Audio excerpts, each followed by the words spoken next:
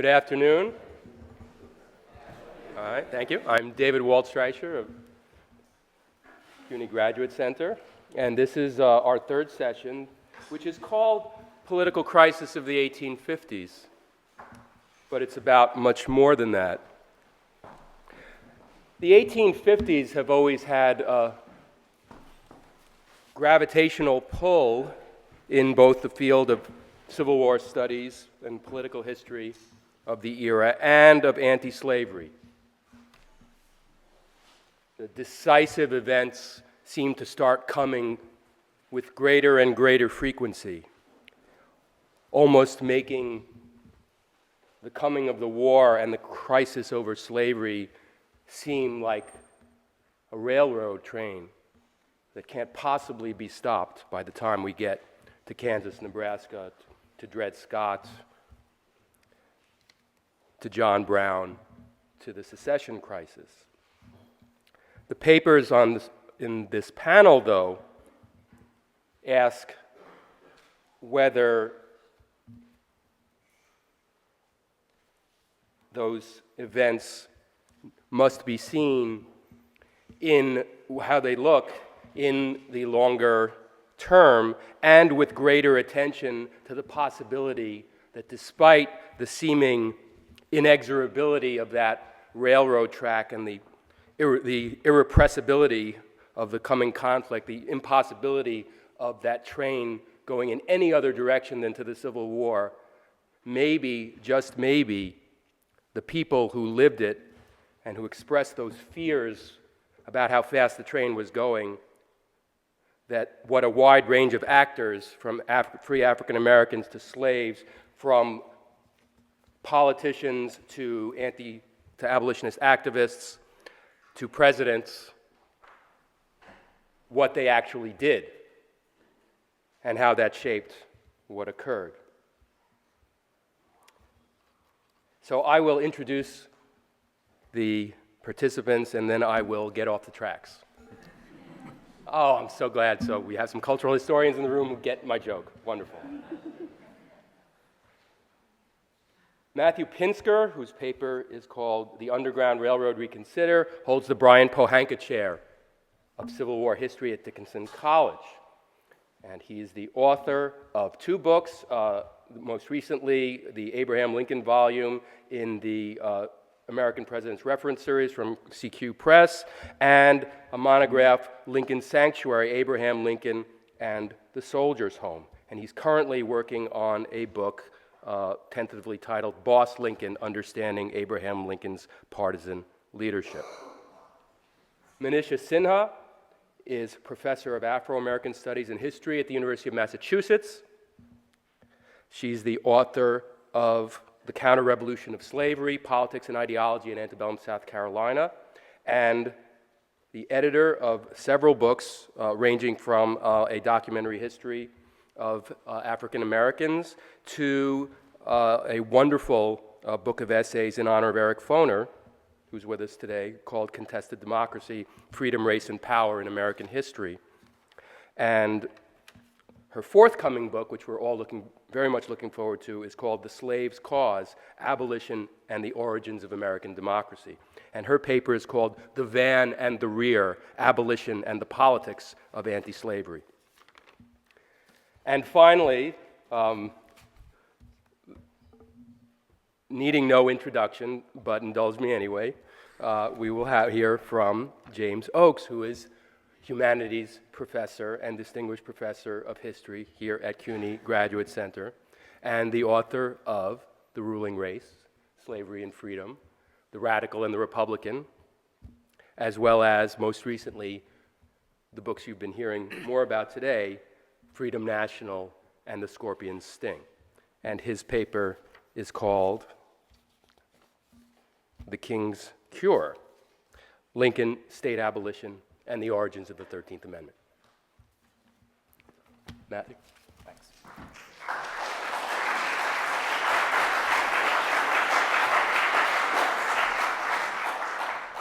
So thank you very much for having me here. Thank you for bringing me. Of course, though, since we're starting late, and we only have 15 minutes to begin with each, Jim told me I could just do a Gettysburg Address. See, that's a political joke. Yeah, yeah. I'll try to keep it concise and on pace, but I am going to try to talk about the Underground Railroad and the fugitive crisis and the vigilance movement in a way that I think is a parallel story to some degree with Freedom National, but I think it fits within the anti-slavery bulwark theme of this course and builds and expands on some of the topics that we talked about earlier today in the panels. And I'll try to demonstrate that. But I want to begin by doing that by addressing the recent historiography of the Underground Railroad, which I think is kind of astounding. And I want to try to explain why, and then draw some lessons from it, and then apply it to what we've been talking about today. So in 1999, just 15 years ago, the best modern study on slave escapes was produced by John Hope Franklin and Lauren Schwenninger. It's a great book called Runaway Slaves, Rebels on the Plantation. But in that book, which is extremely well done, they basically dismiss the Underground Railroad in a footnote, in an endnote. They mention it in the preface, this reality, they say, but in the notes, they describe the problems that scholars have addressing this question of the metaphor of the Underground Railroad and the movement to help slaves escape in the North during the years before the Civil War. They say it's shrouded in myth and legend. That's their phrase, shrouded in myth and legend. This is as of 1999. And then they list a couple of important books, most notably Larry Garra's The Liberty Line, which I'm going to talk about soon, but the rest are more or less from the 1960s. And then they dispense with the subject, they move on. This is a book that they describe as a kind of comprehensive study of slave escapes, but they don't think the Underground Railroad fits within it. And I can understand that in 1999, but it would be totally impossible to write the same book today because of what's happened since.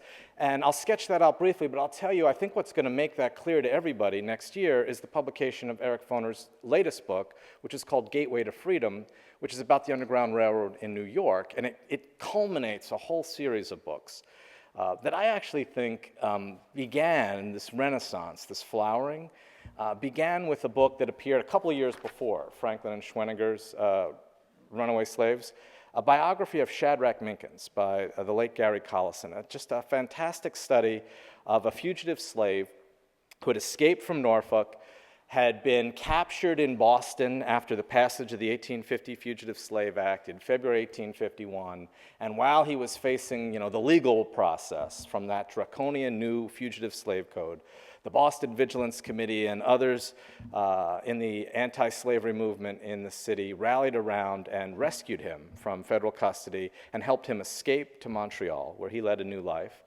And the biography that Collison was able to pull together was just a remarkably sophisticated study in a way that people hadn't quite managed to do before.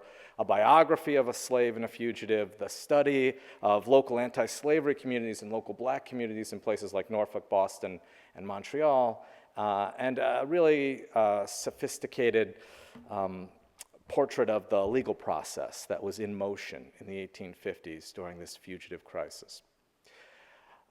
And then in the years since then, in the 15 years since then, we've had other remarkable studies of cases. The Blackburn riots, the Pearl escape, Henry Box Brown and his escape, the Christiana resistance, the Joshua Glover rescue, the Anthony Burns affair, the Oberlin Wellington rescue, the Harper's Ferry raid, all of them have been the subject of a series of really important and interesting new monographs or studies. We've had a host of biographies about enslaved people or fugitives of the people who helped them. John Stouffer did this remarkable study of the Black Hearts of Men that featured several of the Northerners, four of the Northerners who were so central in helping runaways escape. There are two biographies now of Harriet Tubman, one by Catherine Clinton and the other by Kate Clifford Larson. This is a woman who was at the center of the Underground Railroad myth and legend for so long, but she was never the subject of a serious biography until just recently, and now we have two very good scholarly accounts and another couple of books about the memory of Tubman that are also sophisticated. There are a lot of people in this room who know that we've got now some interesting and important biographical portraits of these vigilance leaders, the sort of northern operatives who organized committees to help runaways. The most notable one is probably Graham Hodges' biography of David Ruggles, which is an extraordinary study of this pioneer of the vigilance movement in the 1830s in New York City. And then we have a litany of local histories, really important, fascinating accounts of communities and the anti-slavery community as it operated in practice in places like New Bedford, Massachusetts, where Catherine Grover has produced this really good book called Fugitives Gibraltar. Or we have Stanley Harold, who did a remarkable study of the subversives who operated in Washington, D.C. They used a boarding house, Mrs. Spriggs' house on Capitol Hill, as a kind of center meeting point to plot ways to help slaves escape, to promote the anti-slavery agenda through the vigilance movement, and to frustrate the plans of the slave power in the District of Columbia. These are guys like William Chaplin and Charles Torrey and Thomas Smallwood. The sophisticated nature of these books is really impressive, the way they've been able to recover lost evidence. In my particular locale, there's a new book out by a scholar named David Smith called On the Edge of Freedom about the rural communities in south central Pennsylvania. Just an exceptionally rich portrait of the actual operations of the anti-slavery forces when it came to this fugitive crisis. And that's what Foner's book is going to culminate. He is documenting what happened in New York City in the 1850s under the leadership of a Garrisonian who was sent there to run the National Anti-Slavery Standard newspaper, Sidney Howard Gay. And what we didn't know about Sidney Howard Gay before Foner's book is that he kept a record of fugitives that he helped escape. This record exists in Columbia University's archives, over 200 individual escapes documented in 1855 and 1856. And it's a great story. Gay's this remarkable, he's the ultimate abolitionist social networker. He's a New Englander who marries a Philadelphia Quaker who gets sent to New York in an important propaganda job. And he has a network of friends. Louis Napoleon is a black man who works in his office, who basically manages the operation. He's one of the children of emancipation that we talked about this morning from the state of New York. They operate one sort of network in the city, but there are others. There's a Garrett Smith, Charles Ray vigilance operation that operates, and also a Committee of 13 run by mostly black leaders. And these are all sort of coordinated operations that Foner is depicting in a very kind of revelatory way, in a way that we haven't yet seen documented. And of course, all of this comes together. All of these books, when you gather them up and read them, and if you haven't read them, or all of them yet, I recommend them to you. But when you pull them all together, the conclusions are kind of overwhelming. And that's what I'm going to spend the rest of my time talking about. So the first and most important conclusion that you would draw from this new literature is that the Underground Railroad was real. It wasn't shrouded in myth and legend. It was an actual movement. Now, how you characterize the metaphor, of course, is important. All the details matter. But the organization of the Underground Railroad, the way to understand it, I think, is to appreciate that it was a committee structure built like a political movement or a party, where there were local committees that were organized across the North in different cities. Whether they went by the name of Committee of 13 or New York Vigilance or Fugitive Aid Society like they did in New Bedford, or the Philadelphia Vigilance Committee in Pennsylvania, or the Colored Vigilant Committee in Detroit, or John Brown's League of Gileadites in Springfield, whatever name they went by, when these people organized an effort to help slaves, they did it by committee structure. And anybody who works in this field knows that they often kept records. We don't have all of these records, but it's surprising how many people are unaware that these records exist. I mean, Foner's discovery of Sidney Howard Gay's record of fugitives is remarkable, but there are even bigger, deeper records from William Still's Philadelphia Vigilance Committee, over 800 escapes during the 1850s, all documented, full of material that you could use to chart the actual operations of fugitive aid. The Boston Vigilance Committee's treasurer kept account books that enable you to document hundreds of more. And through the Black Abolitionist Papers and other types of diaries and accounts, you could pull together a documentary body of evidence that shows the practical operations of vigilance committees, making the Underground Railroad metaphor real. In the classroom, in textbooks, the Underground Railroad is almost always described as a network of safe houses. And I always find that to be so frustrating. It's not houses that freed slaves, it's people. And the people formed committees, and those committees corresponded with each other. And in almost all the new scholarship on this subject, it shows you how they worked together.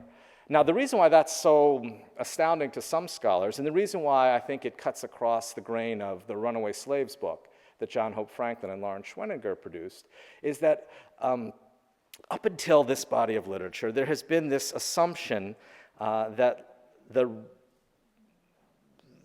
metaphor was a propaganda tool, that it was part of the sectional war between North and South.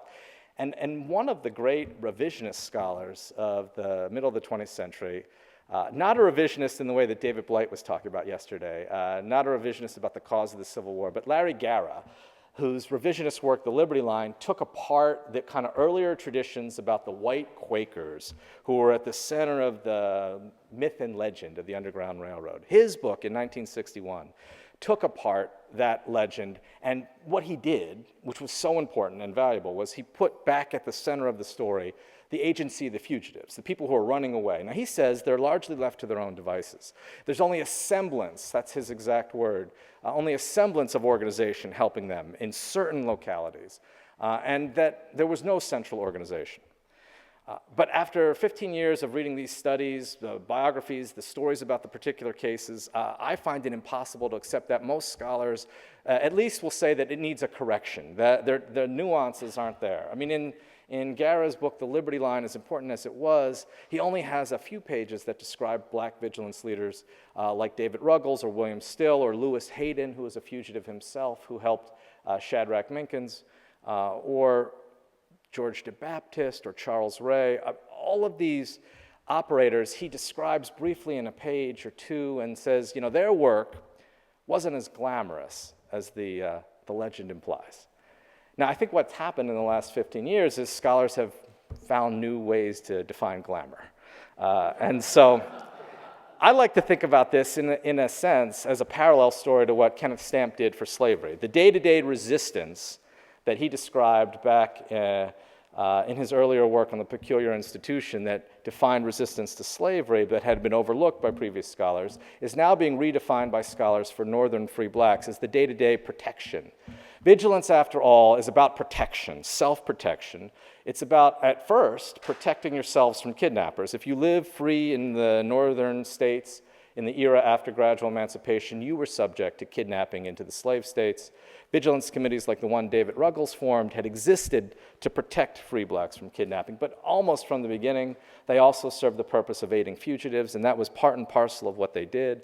Self-protection, I find to be an essential story here that is more than just about committee organization and covert operatives helping fugitive slaves. It's a principle.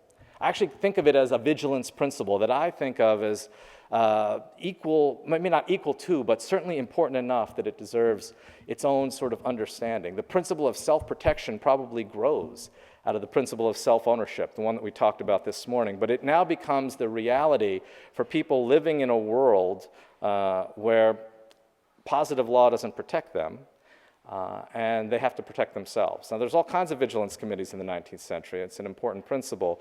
But blacks and whites together in the anti-slavery communities that existed across the North and in some places in the Upper South began to organize themselves in the 1830s, 40s, and 50s. Now, that's the other great conclusion I think you can draw from this that I especially think will matter as we begin to reimagine how to teach the coming of the Civil War in the 1850s. There is this sense that the fugitive crisis has been submerged by the territorial crisis, that it's the territorial crisis that drives the coming of the Civil War. We all mention the fugitive crisis, but we don't necessarily accord it the same weight in terms of causation and challenge to the Union in the 1850s that the territorial crisis represents. I think this new scholarship is going to challenge that in important ways. The challenge begins in the 1840s with the recognition that the vigilance committees and the people helping fugitives escape in the North were operating not in decline or in isolation. they were operating at a local and state level. The battle that they were undertaking wasn't necessarily about a federal fugitive slave code. It was about state laws and state procedures. And it involved things like personal liberty statutes in the North or slave stealing statutes in the Upper South. And part of the reason why that story has been overlooked or underplayed is because the pursuit of state politics can be so tricky and complicated. But you see it play out in a number of different ways. And I just wanted to tell one story today that I think helps capture it and gives you a sort of narrative sense of what this new scholarship has been about. In David Smith's new book, On the Edge of Freedom, he talks about a very important fugitive slave rendition crisis that occurred in Pennsylvania in Carlisle in 1847. Now, I'm going to tell this story because it involves a heroic Dickinson College professor. It's not as important as the Shadrach rescue. It's not as important as the Jerry rescue in New York. It's not as important as the Christiana resistance in Pennsylvania. These are all 1851 stories. But this 1847 story is very revealing in a bunch of different ways. So it's June 2nd, 1847, and 3 fugitives are captured overnight and brought to a local magistrate in Carlisle. It's a woman and then a father and his daughter, and they're hauled before a magistrate and in the morning, and suddenly anti-slavery lawyers materialize, and they file habeas corpus petitions accusing the slave catchers who come from Hagerstown, Maryland, of being kidnappers. And so now there's a reordering of the hearings, and they schedule a hearing for the habeas corpus petition and the kidnapping for the afternoon. And by the time they arrange for that hearing in the afternoon of June 2nd, there's now a crowd that's materialized, mostly of black men and women outside the Carlisle courthouse, protesting, just like the Shadrach case had generated protests. And sure enough, this attracts the attention of a Dickinson College professor who's out for his afternoon walk after his classes. His name is John McClintock. He's a leading Methodist intellectual. He wanders into the square. Somebody tells him about this tumult that's going on. He goes up to the courthouse, sits in the gallery, listens to the case, and hears the judge make a series of mistakes in his understanding of the state law. There's a new personal liberty statute in Pennsylvania that had been adopted in 1847, a revised statute that had fixed some of the problems that had become apparent since the Prigg versus Pennsylvania decision in 1842. And so in typical professorial fashion, John McClintock decides the judge doesn't know what he's talking about. I actually envision him as a kind of Jim Oakes, right, rising up from the gallery, saying, "You don't know the law," and he proceeds to lecture the judge on this and disrupts the whole proceedings, and things are ground to a halt, and the judge remands the fugitives to the sheriff while they sort all this out, and in the confusion, the black crowd erupts, and as the fugitives are being taken to the sheriff's custody, there's a rescue effort. And 2 of the fugitives are freed, 1 is recaptured, there's a riot, and one of the young slave catchers who was there, he's a slaveholder himself, he was wounded in this melee. And then 2 weeks later, he's going to die, kind of mysteriously, but probably from his wounds. It creates a national controversy. It's probably something you've never heard of. It's not well known at all. But it made national news. It was all across the border, as David Smith reports. And ultimately, there's a huge trial. It involves dozens of black and white men in Carlisle and John McClintock, the white professor. McClintock is acquitted, but 11 of the black men are sentenced to hard labor. And they're sent to the state penitentiary in Philadelphia. And when they get there, they are interviewed by the instructor for the sort of superintendent of moral instruction. And his records of the interviews with these men are kind of like Vigilance Committee records, because he's interviewing them about what happened. And one of them says, "I could have implicated John McClintock, but I'd rather hang than do it." And this was interesting because McClintock had maintained all throughout his testimony that he wasn't involved in this operation at all. He had just wandered into it. And the other one, the husband of the wife, a woman named Hester, one of the fugitives who had escaped from Hagerstown, her husband was a 37-year-old stonemason named George Norman. He told the moral instructor, who was so disappointed by this, that George Norman justifies himself in all he did. He justifies himself in all he did. Now, he's not eloquent like Frederick Douglass, but what I'm looking at here is a vigilance operation that a court case can help unveil. I mean, there's no way that anti-slavery lawyers could materialize in a place like Carlisle, and that a black crowd could suddenly surround a courthouse in the course of 24 hours in a day. You know, they don't have texting back then. So there has to be structures in place, organizations and networks in place to make something like that possible. The traffic of the Underground Railroad is not large and heavy, but the committee structure that existed was real and durable and important. And it's a preface to what happens in the 1850 crisis. The McClintock riot in 1847, the Pearl escape in 1848 in Washington, where the Abolition House in Washington tried to save 77 fugitives, and the Henry Brown escape from Richmond to Philadelphia in 1849. All of that was a necessary precursor to the crisis that erupts and leads to the passage of the 1850 Fugitive Slave Act. Now, ultimately, I find all of this to be a story that expands the Freedom National thesis, but also raises some questions about how to interpret it. You know, the freedom principle that we keep talking about today and that Jim writes about, as important as that is, I think it needs to incorporate a vigilance principle as well. Now, it might fit within it, or it might stand apart. You know, when we imagine the abolitionist project, the enterprise, state-by-state abolition and peacefully or wartime emancipation as an alternative, there is perhaps a third leg to that triad, and that is the day-to-day protection of free black people standing up outside of positive law through the vigilance movement and the Underground Railroad that existed in the North during the period before the coming of the Civil War. And that might explain some of the forward-thinking ideas of the Union administration and the Republicans in Congress when they adopt those attitudes about contrabands or the confiscation laws, or in the Emancipation Proclamation, when Abraham Lincoln specifically says that all freed slaves should abstain from violence unless in necessary self-defense. That is the vigilance principle, and it was something that William Still and David Ruggles and all the others had lived and demonstrated in ways that had an impact on the mindset of the anti-slavery movement. They weren't as articulate as some of the people we've talked about already today, but some guy like George Norman, who justifies himself in all he did through his street action, he deserves some space in this narrative too. So thank you.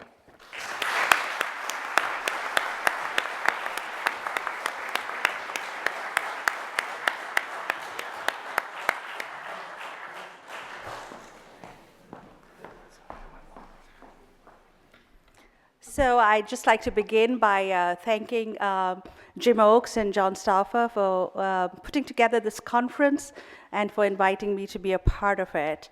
I appreciate that, and I thank Joe for all the logistical stuff he has done for this conference, which has been just amazing. So thank you all.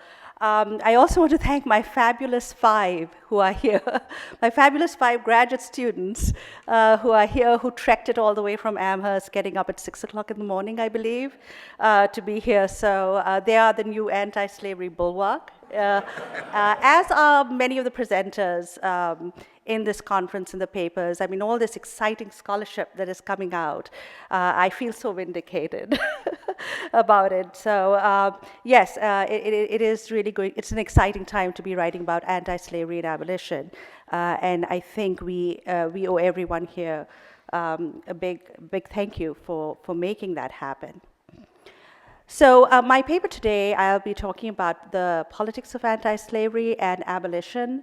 It is a 7-page condensed version of a rather long paper. So hopefully at the question and answer session, I will be able to tease out some of those points more clearly. On the eve of the Civil War, when the political success of the Republican Party in the North seemed imminent, most abolitionists felt that they and the Free Soilers were part of a grand anti-slavery political coalition.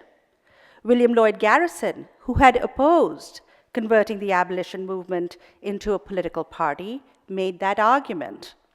At the 1859 meeting of the Massachusetts Anti-Slavery Society, Garrison opposed Parker Pillsbury and Abby Kelly Foster's resolution that denounced the Republican Party as a hindrance to emancipation. He admitted that the party was, quote, a heterogeneous coalition, but asked abolitionists to judge it not by abolition standards, but by its commitment to free soil. He argued that it had, quote, materials for growth. Any abolitionists who arraigned the Republican Party as pro-slavery, he editorialized, lacked judgment and discernment. When the Republican Party was founded, Lydia Maria Child, whose activist career spanned the antebellum abolition movement, argued that abolitionists constituted the, quote, van, and the Republican Party, quote, the rear of the anti-slavery movement. And thank you, Ms. Child, for giving me the title of my paper. She, too, had no patience for those in the van who criticized the rear, asking abolitionists to rejoice that they finally had men with the, quote, courage of Charles Sumner, Joshua Giddings, and Henry Wilson on the floor of Congress. Dr. John Swett Rock, who, due to the efforts of Sumner, became the first black lawyer to practice before the United States Supreme Court, another one of those many forgotten black abolitionists, also placed the Republican Party on a graded anti-slavery scale, with abolitionists at the forefront. The relationship between the abolition movement and political anti-slavery in the antebellum North was intimate and symbiotic, but they were not one and the same.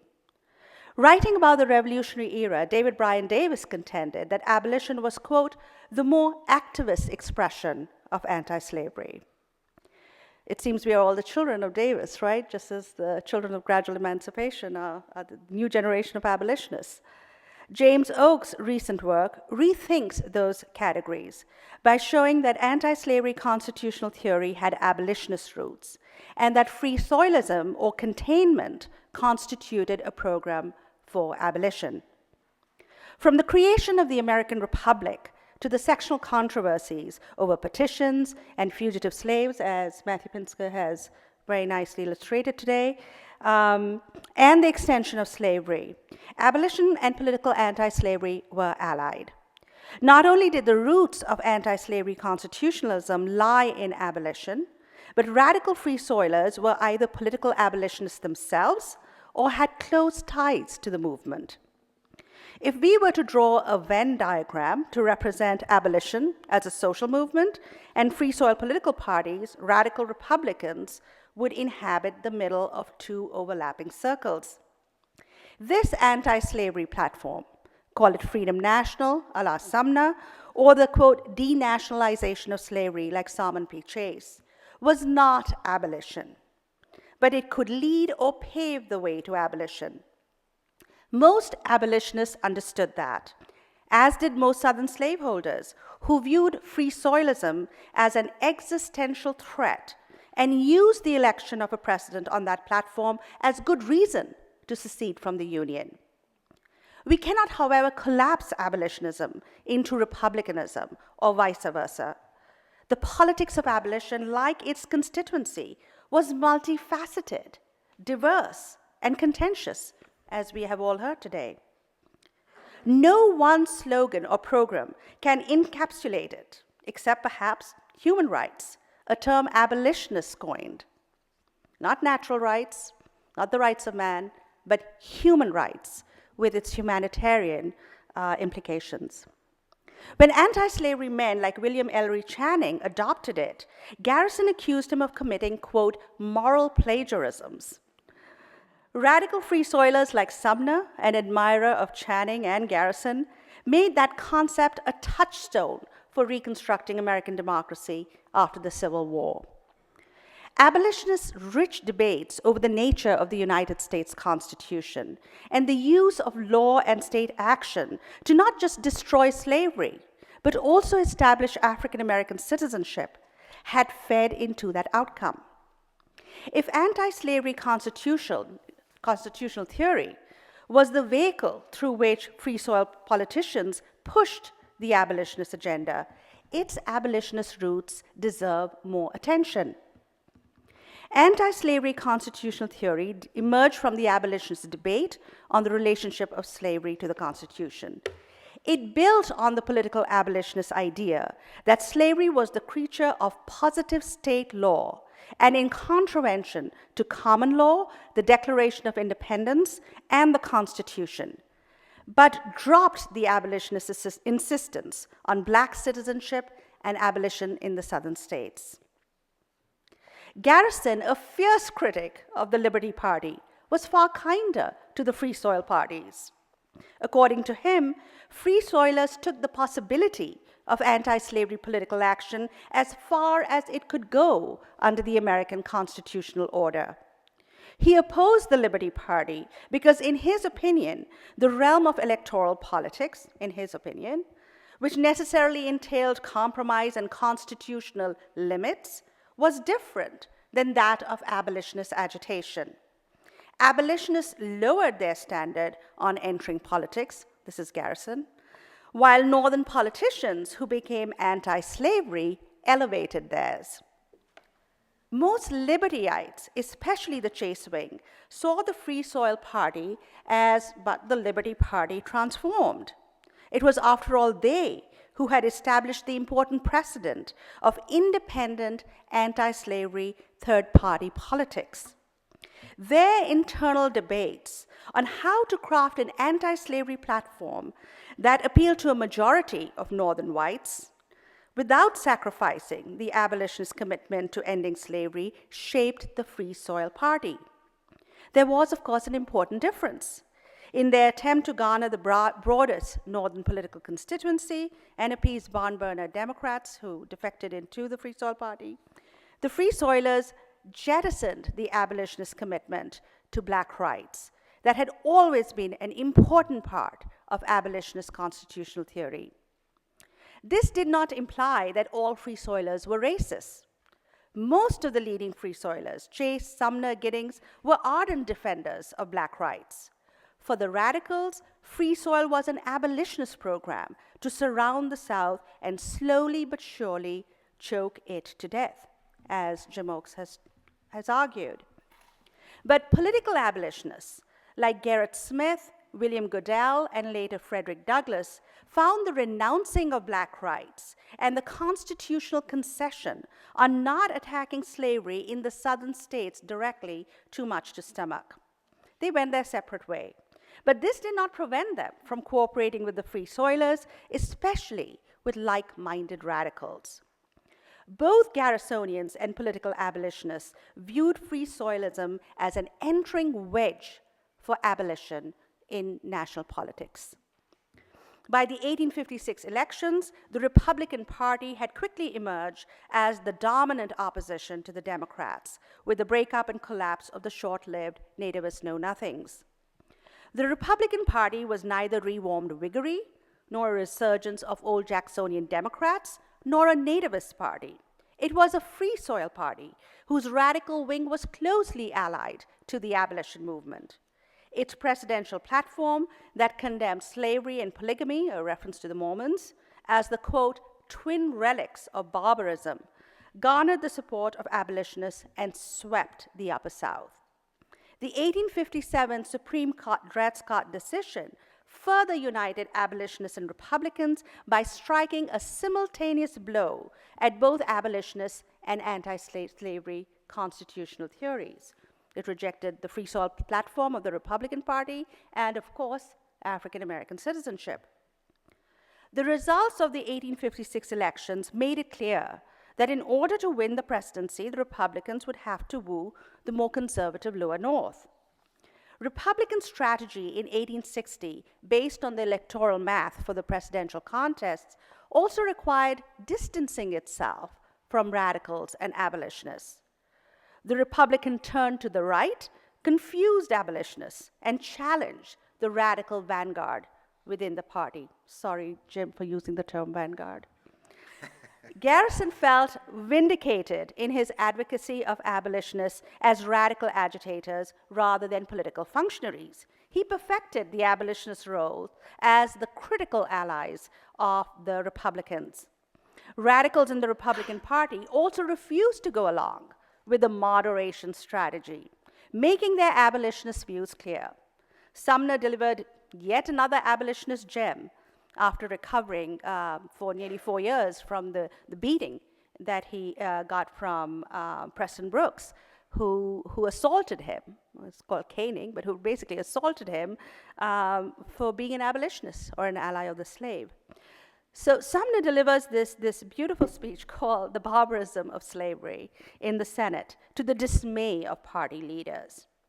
In response to pro-slavery assertions to the historical ubiquity of human bondage, Sumner argued that slavery was a relic of, quote, ancient barbarism that must recede with the advance of human civilization. And he rigorously critiqued the, quote, pretension of the alleged inferiority of the African race, reminding the Senate that Polish aristocrats used the same myths to justify the serfdom of their peasants. But the new Republican moderation and the racist pronouncements of some free soilers disheartened Douglass. And Douglass, of course, by this time had renounced the Garrisonian position of the Constitution as a pro-slavery document. He had become a political abolitionist. To Douglass belongs the last word in abolitionist constitutional theory. And here I'm testing my interpretation, so I'll be happy if people have questions about this. Douglass combined a literal reading of the nation's founding legal document, stressing that neither slavery nor slaves were specifically mentioned in it, with the abolitionist insistence that constitutional guarantees of citizenship rights included African Americans. He went further. The original intent of its framers, many of whom he well knew were slaveholders, Douglass implied, was irrelevant. This claim was bold and sacrilegious in the context of 19th century American constitutionalism, when both slaveholding Southern and anti-slavery Northern politicians regularly sought to enlist the founders on their side of the sectional conflict. Anticipating modern constitutional theorists, Douglass argued that the Constitution was a living document whose democratic promise must be extended by subsequent generations. As he put it in his speech, which was published as a pamphlet in 1860, the Constitution of the United States, is it pro-slavery or anti-slavery? Slaveholders had given the Constitution a pro-slavery interpretation. But the Constitution, quote, will afford slavery no protection when it shall cease to be administered by slaveholders, unquote.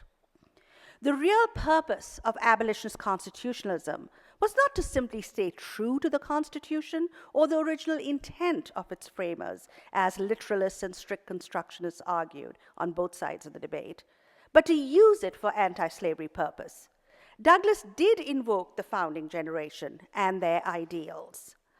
But in the matter of constitutional interpretation, he asked his and future generations to imagine Black citizenship.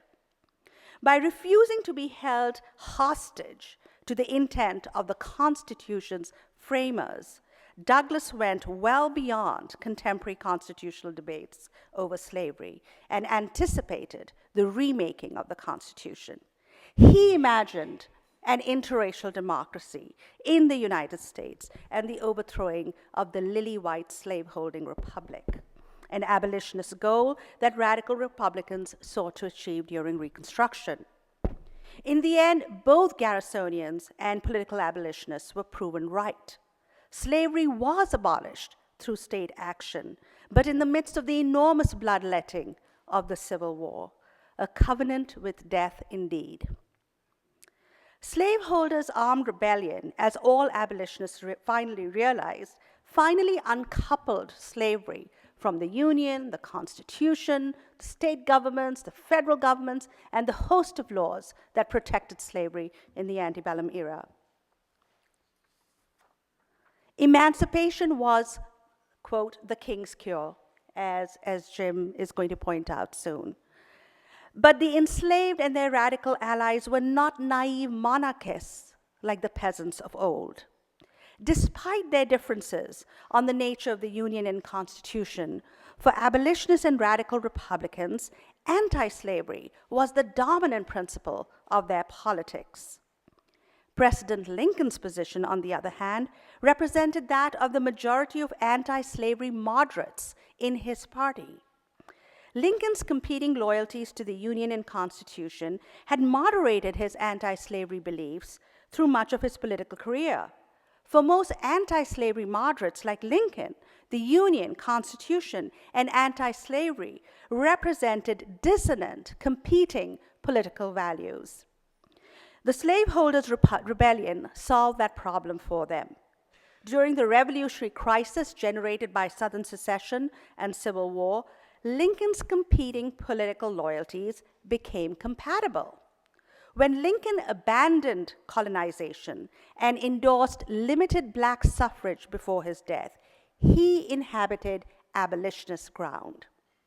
The agenda of radical Reconstruction, fueled by the refusal of former slaveholders to accept the results of emancipation, had long roots in abolitionist constitutionalism. For it to triumph fully, new federal laws guaranteeing black civil rights had to be passed, and the Constitution of, quote, our fathers would have to be remade with the 13th, 14th, and 15th Amendments. After 1877, fall of Reconstruction, the romance of reunion and a narrow reading or misreading of the Reconstruction Amendments that brazenly flouted the intent of their Republican lawmakers would once again eclipse anti-slavery principle. It is safe to conclude that if Abraham Lincoln had resolved his competing loyalties to the Union, Constitution, and anti-slavery, and come to view African Americans as fellow citizens of the Republic, the American nation had yet to do so. Thank you.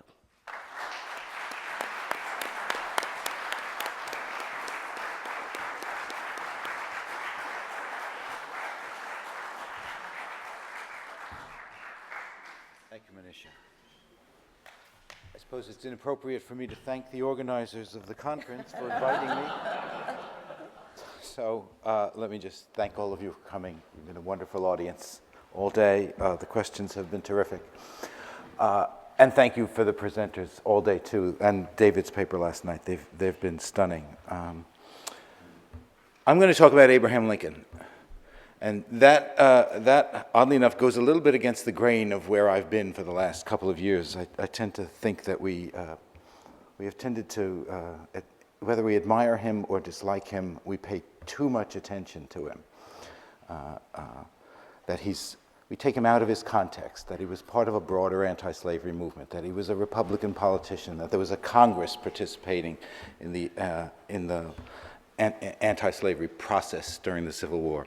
So in a sense, what I'm doing today is, as I say, going a little bit against my grain, but I also think what it's going to show is that nothing Lincoln does during the war, and especially in the last 2 years of the war, makes sense unless you've come to terms with everything everybody's been telling us for the last 2 days about the anti-slavery origins of the Civil War. At least I hope I can make that point. On February 1st, 1865, the same day the House and Senate passed the joint resolution submitting the 13th Amendment to the states for ratification, President Abraham Lincoln spoke briefly to a group of serenaders gathered outside the White House. He supposed that they had come to celebrate. More than a year after it had been introduced, and after months of grueling political struggle against a determined Democratic minority, Republicans had at last succeeded in mustering the two-thirds vote they needed to get an amendment abolishing slavery through the House of Representatives. The amendment was necessary, Lincoln explained, because his own Emancipation Proclamation of 2 years earlier was not enough to ensure the destruction of slavery. It applied only to those who came into our lines, he said, and was inoperative as to those who did not give themselves up. Without the constitutional amendment, millions of African Americans could remain enslaved, and their children would remain enslaved as well. Although he didn't mention it on this occasion, Lincoln had for years expressed the added concern that when the Union was restored, the Southern states would attempt to re-enslave those freed by means of military emancipation during the Civil War. This amendment is the king's cure for all these evils, Lincoln told the serenaders. It winds the whole thing up. It would free all those who still enslaved when the Civil War ended. It would free their children, and it would preclude the possibility of re-enslavement. It was hardly surprising then that Lincoln, who was hardly a moral absolutist, nevertheless considered the amendment, quote, a great moral victory. But the victory was still incomplete, Lincoln added. There is a task yet before us. The amendment still had to be ratified, and that, he pointed out, could only be done, quote, by the votes of the states. For Lincoln, the states had always been key to the abolition of slavery, far more so than the kind of military emancipation he implemented with his famous proclamation. He had no doubt that the Emancipation Proclamation would enable the Union Army to free a substantial number of slaves, and he believed that systematic, universal emancipation would help subdue the Southern Rebellion. But he never believed that by itself military emancipation would be enough to abolish slavery as an institution. For him, the Emancipation Proclamation would work chiefly by adding to the pressure he was already putting on the states to abolish slavery on their own. Lincoln's state-centered approach was hardly an odd personal quirk.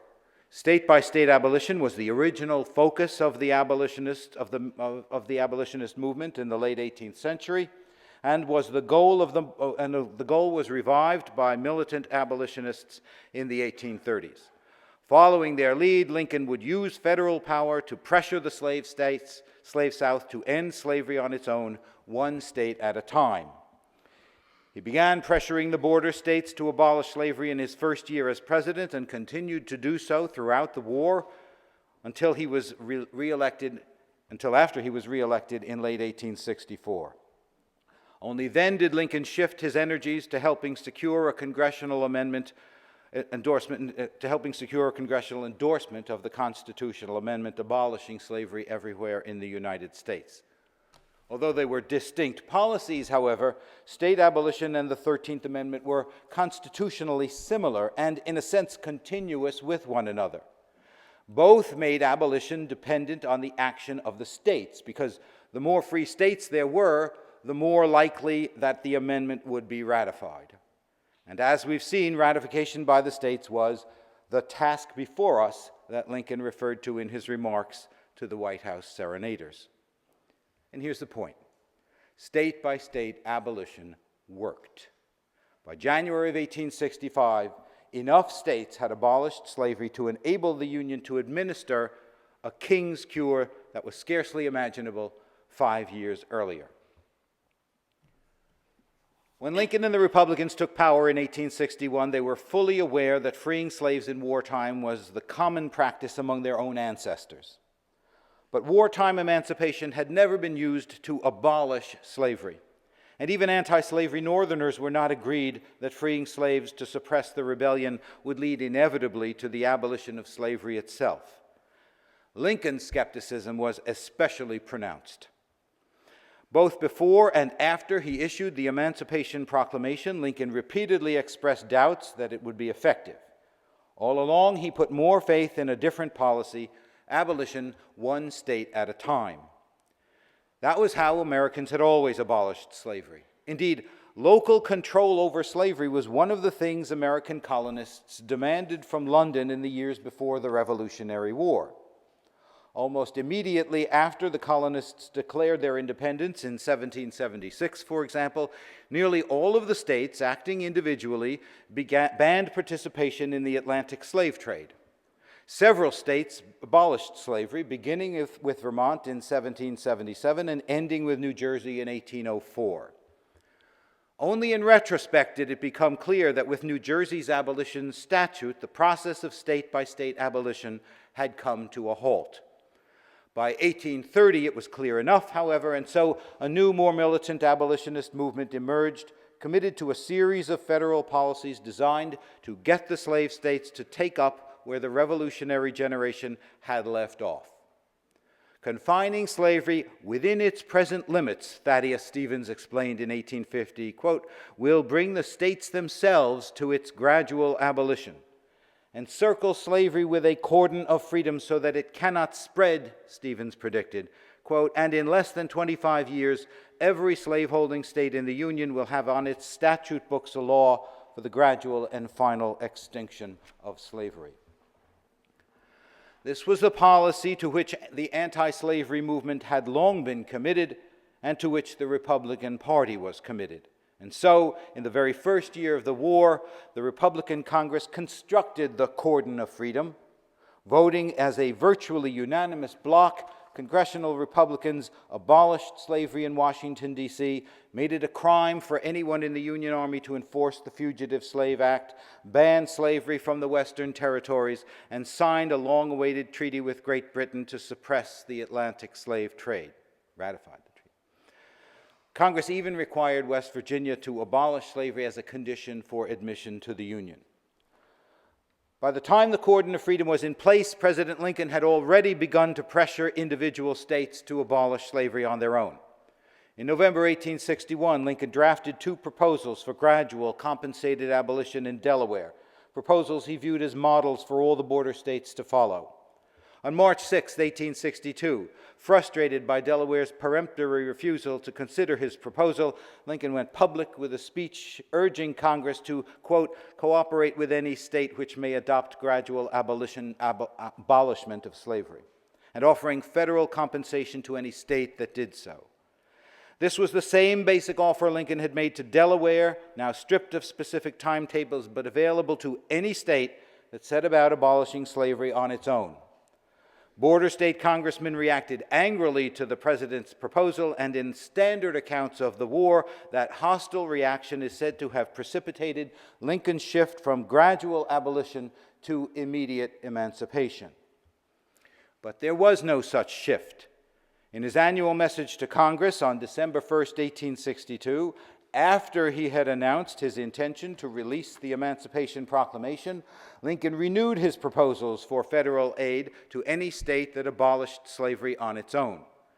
6 months after that, the proclamation having long since been issued, Lincoln began firing off a series of letters to civil and military officials in Missouri, in Arkansas, in Tennessee, Louisiana, and Maryland, even Florida, urging, nudging, pressuring, insisting that their loyal legislatures restore their states' normal relations to the Union by passing laws or adopting new constitutions that would gradually abolish slavery in their own states. If anything, the proclamation energized Lincoln's policy, enabling him to put more pressure than ever on the slave states. He not only offered them carrots, a gradual timetable, compensation, subsidies for voluntary colonization. He now waved the big stick of universal military emancipation in front of them, warning the states of the consequences if they failed to abolish slavery on their own. That threat applied even to the border states. Though formally exempt from the emancipation provisions of the proclamation, for example, the loyal states were not exempt from the radical new policy of enlisting blacks, including slaves, into the Union Army. It was no accident that the largest number of slave enlistments came from the very states Lincoln was putting the most pressure on to abolish slavery. In December of 1863, Lincoln went still further, declaring that no seceded state would be readmitted to the Union until it endorsed the Emancipation Proclamation. Within weeks, however, Congress came up with an even better proposal, a 13th Amendment to the Constitution, abolishing slavery everywhere. But that was no sure thing.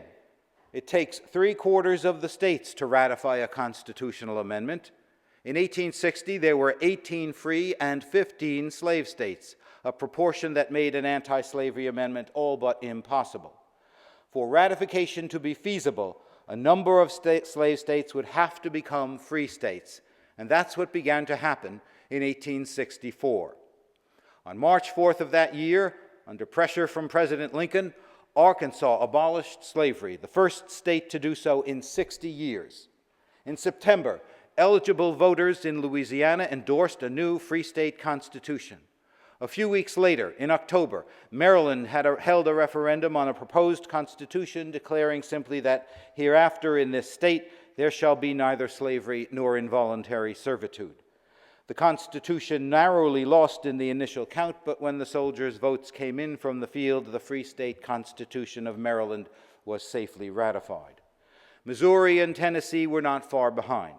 In the November elections, radicals who endorsed the 13th Amendment won control of both houses of the Missouri State Legislature and immediately called for a convention to meet in early 1865. On January 11th, the Missouri Convention overwhelmingly endorsed immediate, unconditional abolition. Meanwhile, in Tennessee, Andrew Johnson had finally succeeded in gathering delegates to a constitutional convention in Nashville where, on January 9th, they proceeded to abolish slavery in the state. Lincoln and the Republicans had taken advantage of the war to dramatically increase the number of free states and just as dramatically decrease the number of slave states. Barely had the Deep South congressmen and senators resigned their seats in Congress in late January of 1861 before Congress finally admitted Kansas to the Union as a free state. West Virginia met the condition imposed by Congress and abolished slavery in 1863. In 1864, Nevada was admitted to the Union as a free state as well. Most important of all, however, was the sustained campaign for state-by-state abolition. In the last year of the war, 5 slave states, Arkansas, Maryland, Missouri, Louisiana, and Tennessee, abolished slavery on their own. The results were decisive. By the time the House of Representatives finally voted to send the 13th Amendment out for ratification in 1860, the 1860 ratio of 18 free and 15 slave states was long gone. Now there were 26 free and 10 slave states. Abolition in one more state would have made the ratio 27 to 9, 3/4 the proportion necessary for ratification. The campaign for state abolition had shifted the balance of power between slave and free states enough to make ratification of the 13th Amendment inconceivable in 1860, feasible 5 years later. Precisely how feasible became clear shortly after February 1st, 1865, the day Congress sent the amendment to the states for ratification. West Virginia, the first state ever required to abolish slavery as a condition for admission to the Union, ratified the amendment on February 3rd. The 2 free states admitted to the Union since Lincoln's election, Kansas and Nevada, ratified the amendment on February 7th and February 16th, respectively. Then there were the votes of the 5 states that had abolished slavery during the war itself. The Maryland House of Delegates was first off the mark, ratifying on February 1st, the same day Congress endorsed the joint resolution. The Maryland State Senate approved it 2 days later. By a joint resolution of its own 2 houses, the Missouri legislature ratified the amendment on February 10th. Within a week, both houses of the Louisiana legislature did the same. Next came Tennessee's State Senate on April 5th, followed by its House of Representatives 2 days later. And finally, Arkansas, the first state to abolish slavery on its own in more than half a century, ratified the 13th Amendment on April 20th, 1865. By contrast, none of the 10 remaining slave states ratified the amendment until they were all but forced to do so by President Andrew Johnson in late 1865. State abolition had worked. Not by itself, not in the way the proponents had imagined it would work, but it did work. The abolitionists and anti-slavery politicians who had formulated their program back in the 1830s could be forgiven if, in 1865, they took a fair share of the credit for the destruction of slavery in the United States. They were the ones who set about to resuscitate the abolition of slavery state by state. The cordon of freedom was their agenda. By preventing slaveholders from inserting a right of slave property into the Constitution, the founders had made that agenda possible, but they may have also made abolition impossible.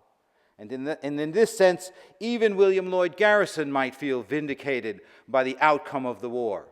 Maybe he didn't have to burn the Constitution in 1854 to get slavery abolished, but by 1864, everyone knew that to get slavery abolished, the Constitution had to be rewritten.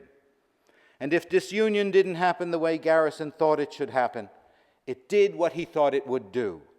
Disunion roused public opinion to the point where restoring the Union without abolishing slavery became intolerable to most Northerners.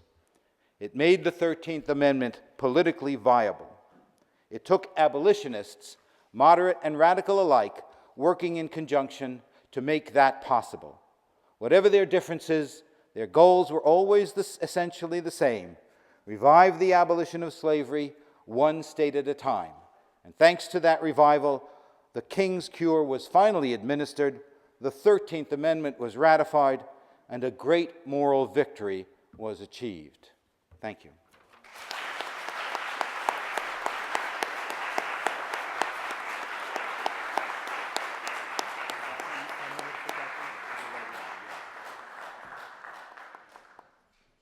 For those who may not have been here earlier, we have 2 microphones on the side, and we're going to take about 10 or 12 minutes for questions. If you want to ask a question, please come up on either side, and I'll recognize in order or tandem.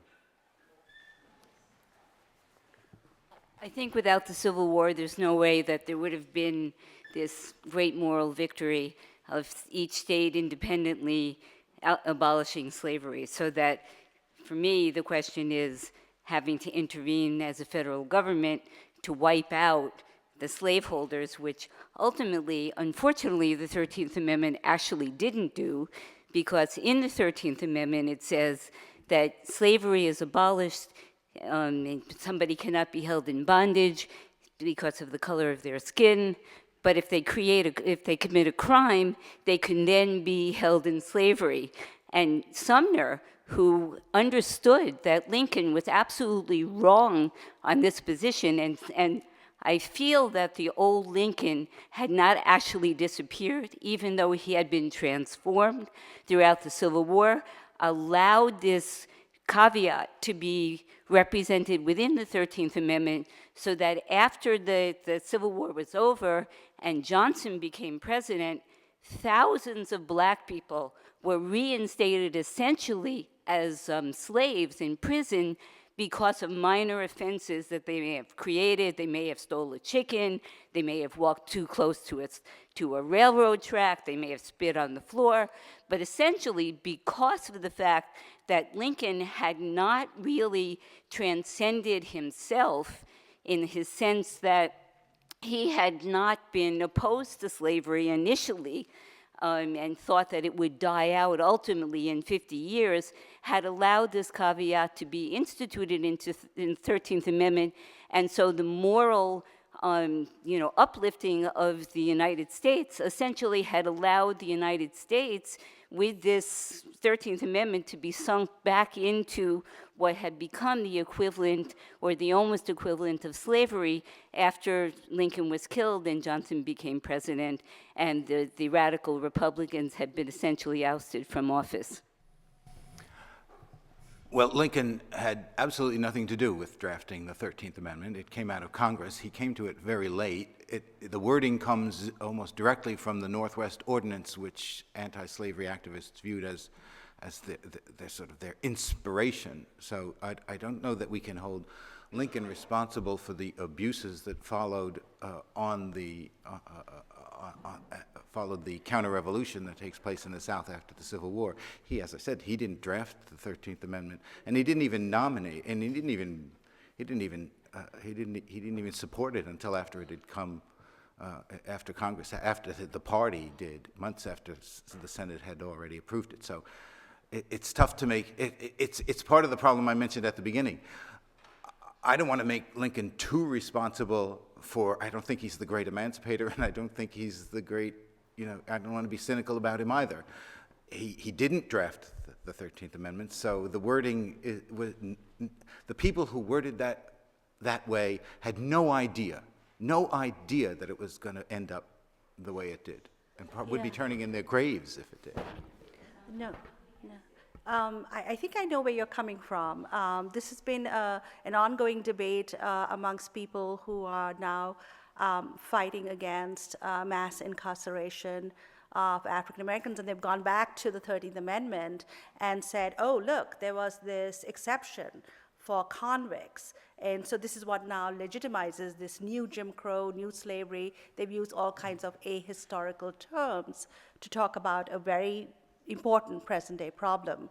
And I think it's good in terms of what it has done for the movement, the prison abolition movement, the abolition of, unfair sentencing, et cetera. But I think it's actually unfair to read back into history what the state is doing today in terms of racial differences. In fact, I think Jim's point about how the state's power could be harnessed for good purpose and for progressive anti-slavery purpose is something to keep in mind, and it is something that abolitionists and radicals like Sumner, et cetera, really appreciated. And it's why the prison activists today are looking back to that old abolition movement too. Does that answer your question? But Sumner opposed it at the time. I'm not reading back into history, I'm talking about history.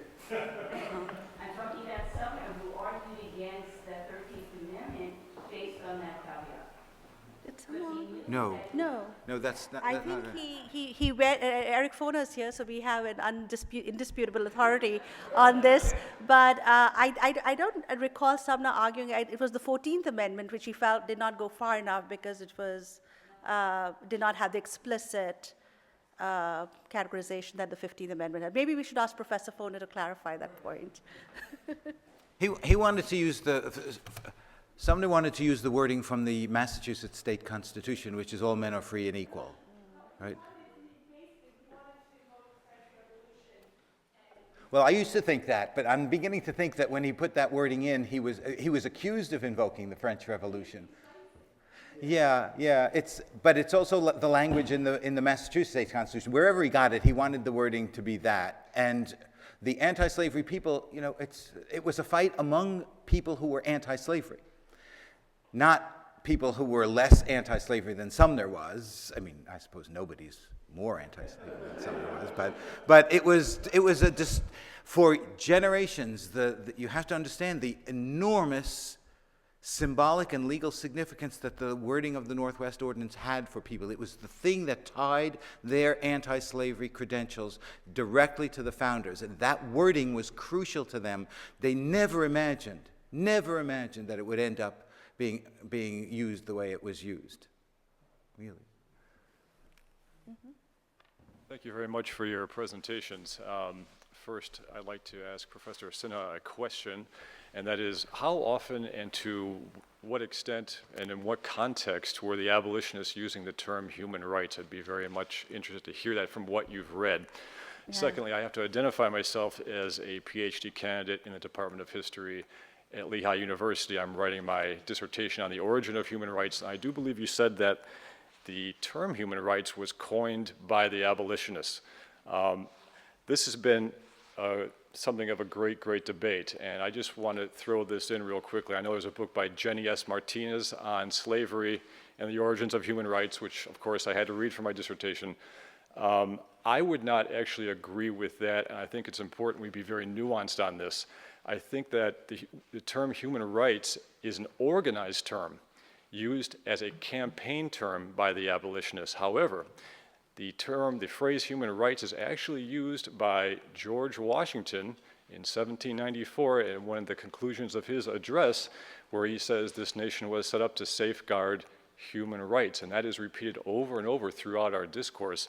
And not only that, but you can go further back into, say, Voltaire, who wrote the Treatise on Tolerance and has an entire chapter called On Human Rights. So I don't mean to correct you, Professor, or anything like that, but we're talking sort of in-house.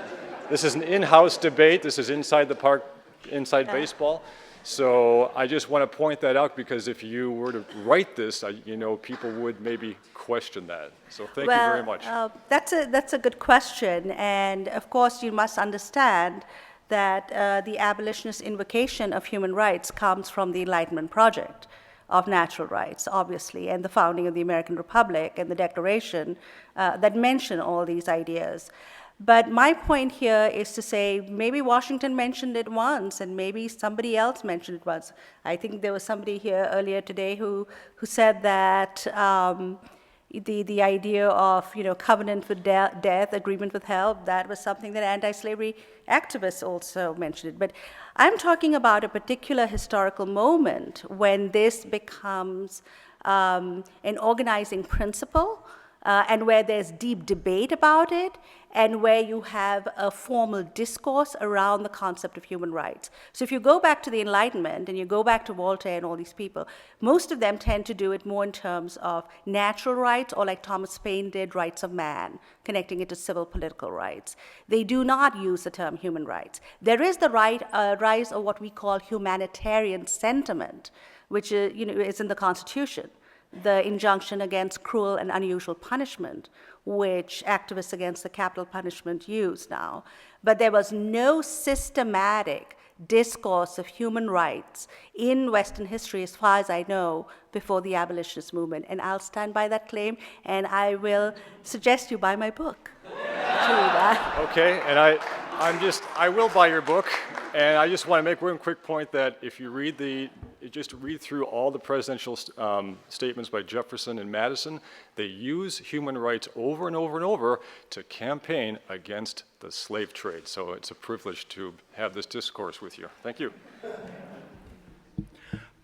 Speaking of the 13th Amendment again, the information that the phrase about prisoners goes back to the Northwest Ordinance reminds me that the doctrine that prisoners, white, black, or whatever, are slaves of the state was not denied by the Supreme Court until a case in the 1960s under the Warren Court, and it was in fact a response to the prisoners' right movement of that time. So it's only relatively recently that that notion of prisoners being slaves, prisoners distinctly, has been discarded. I think we have time for a few quick questions rather than speeches. And maybe if the remaining folks standing there could ask all the questions, and then we could have quick, appropriate responses so that we have time for the plenary session, or not plenary session, the summary session that we're all looking forward to. So, Martha.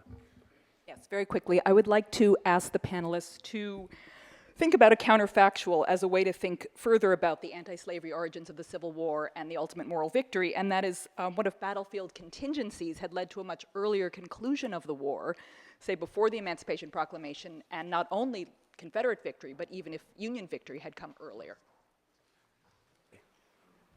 My question is for Professor Pinsker, talking about that little event that you talked about outside the courthouse, and the difference between, if there was a difference between the people who organized getting the fugitive slaves out of the country and the people who organized things like that.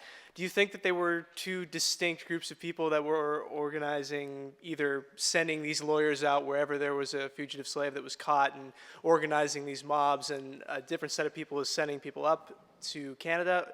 And if there is a difference, do you think there's an ideological difference for what these groups were willing to do in the name of getting rid of slavery? Hi, I'm just coming from working as an organizer and somebody that does political educations with folks that are doing grassroots work. And I'd be curious to hear, I think this comes especially from hearing Dr. Pinsker talk. Is that right, your name? Yes. Okay, sorry. Or Matt. Yeah. Matt. This is from Matt talking about the Underground Railroad, but the way that using the abolitionist movement as something that's really relevant for those people who are trying to build a social movement today. Right. How do you what's your kind of approach to how history? It was a little bit implied with the way that the new Jim Crow thing is both really useful, but we actually need to have how do we get the really in-depth analysis and break this wall between the academic work you do and folks that are trying to build some kind of movement today. And I'd be just curious about how you approach that. Yeah. Why don't you take that one? Okay, so first, I do think the purpose of the Underground Railroad, whether it was to help slaves escape or to mob courthouses or to mobilize lawyers, that was the broad vigilance movement. I define that all in one. I think that makes the most sense. These committees operated in public and in private. They had a covert side, but I think what's fundamental after the 1850 law is how open they were. And the open defiance of the Underground Railroad is how you should understand it. It's not secret. And I think that's been the problem all along. Now, in terms of making it useful for the modern day, of course I'm trained not to do that.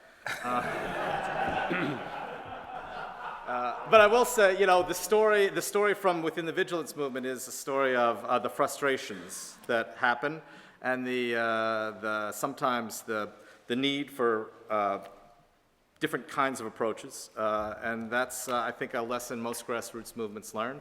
But I also think the lesson that historians have to learn, in light of your question, is we also don't want to use our modern-day political interests as a way to go back and find heroes in the past and elevate them. That's one of the cautions that David Blight offered the other night. I'm trying to be sensible about that when I talk about these vigilance operatives. I don't want to make heroes out of people who you know, were not deserving of that role, but I do think in the understanding of the anti-slavery origins of the Civil War, these vigilance operatives have been underemphasized, and we need to understand them better, and we now have the evidence to do it. Can I also say, connect to that, I don't think we've begun to figure out what the local conditions were in each of those states where slavery was abolished that contributed to the destruction of slavery. Lincoln's pushing for it, but in each of those states there were civil wars and revolutionary activities and vigilance committees on the ground, making it possible to transform the balance of power within each of those states so that the slaveholders could be overthrown in each of those states. Right? So Lincoln couldn't just do it because he wrote a letter. Something is going on, but I'm just pointing out the end.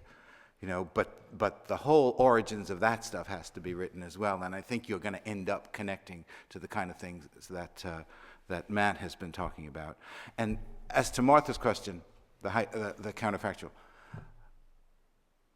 whenever I'm asked a counterfactual, my impulse is to say, if things had been different, things would have been different, right? But the truth is, we were discussing this last night at dinner. What if McClellan got to Richmond and the war ended in the spring of 1861? It is fun. It is fun.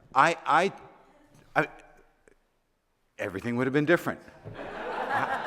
I don't think, I'm pessimistic. My real concern, the counterfactual that worries me the most is Lincoln not getting reelected, because it would mean Congress did not stay in the hands of the Republicans either, and the 13th Amendment never would have gotten out of Congress, and the war would have ended in a huge mess. But I mean, it took a lot of things to make that thing happen, and a lot of them could have gone wrong. In those states, things could have gone wrong. In the 1864 elections, things could have gone wrong. All sorts of things could have gone wrong that didn't end up where we ended up. So, you know. So, yeah. What's that? Well, this is a question I have. How do you write about the origins of anything without being accused of being teleology? Yeah, it's a good question. If I could just briefly address some of the points that have been brought up. The gentleman who was here earlier and said, you know, he was an activist and just evoking the abolitionist legacy as such. Well, there's a long tradition in American history to do that. You know, the populists did it, the socialists did it, the early labor movement did it, because abolition was one of the few examples in American history of, at least in the short term, of a successful radical movement that achieved its goals in the short term, even though they were overturned. They have always been appealed to by radicals in this country's history. And simply because, as my husband says, I never let sleeping dogs lie, I must respond to the gentleman from Lehigh University who evoked the closure of the African slave trade in Jefferson and Washington. And I would say, Wilberforce, Clarkson, Equiano, I would rather owe the paternity to that, to them, the entire movement. Well, maybe Jefferson, of course, did agree and did sign off on the closing of the African slave trade, but that these things did have an abolitionist base. And in terms of the human rights, I hate to give away parts of my book, but I guess I keep doing that. But the abolitionists, as far as I know, were the first group. They actually published a journal called Human Rights, a newspaper that, for some reason, historians of abolition had somewhat overlooked.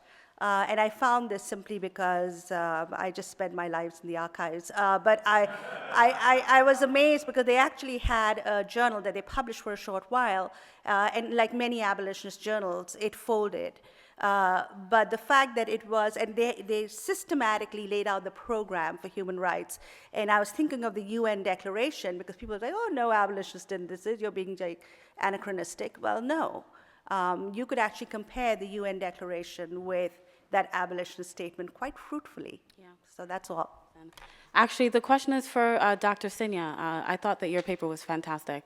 My question is, what conclusion can we draw from the fact that one of the key apologists for the abolitionist movement, Frederick Douglass, eventually left the movement? I mean, what is the biggest conclusion we can draw about, the movement at that particular stage? And the second part of the question is, how successful was the abolitionist movement due to the work of women? You mentioned, Lydia Marie Childs, of course. So talking here is nerve-wracking, but what are the conclusions? He left. He was dissatisfied. There are some serious issues with the compromises, particularly with Black rights, right? So what can we say about that part? So I think there's a slight confusion because, in a way, Douglass did not leave the abolition movement, but he did sort of point out to his differences with the Garrison-led American Anti-Slavery Society. And in fact, he was a political abolitionist who then supported the Liberty Party and later on, of course, the Free Soil and Republicans. So Douglass never really leaves abolition, not even after the Civil War is over, and not even after Reconstruction. So in short, he does not leave the movement, but he leaves a certain faction of the movement. So that's worth thinking about in terms of thinking about the place of African Americans within the abolition movement. And sorry, what was your second question? Presence of women. Oh, presence of women. Oh, they're absolutely crucial. And indeed, it's one of the reasons why the Garrisonians and political abolitionists split. It's about the church and state, but it's women's rights. And women are not just, selling baked goods at fairs. They are the foot soldiers of the petition campaign of the 1830s. They're the ones who go around gathering the signatures.